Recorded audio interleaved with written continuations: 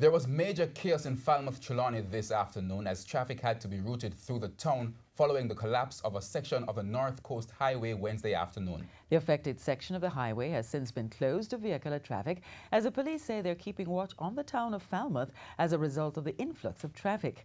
TVJ's Krista Campbell has that story.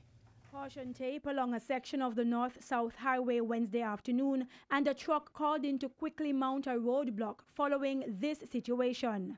A collapse at two sections of the roadway sometime after midday on Wednesday, causing a scare for motorists and a traffic nightmare for most of the day for everyone else in Falmouth.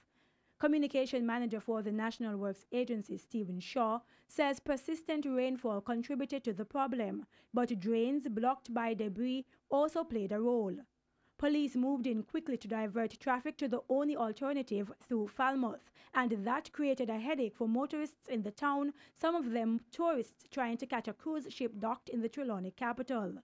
Head of the Trelawney Police, Superintendent Dwight Powell, says the police have a plan to manage the traffic situation in the town in the coming days. So we have since put in some warning devices in that location, and traffic have been diverted to the township of Falmouth.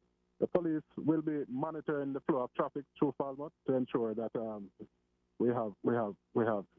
One other thing I want to say is that the streets in Falmouth, they are quite narrow, not adequate towards the volume of traffic. But we will be monitoring that situation to ensure that the usage of the road is happening in a safe way. Krista Campbell, TVJ News.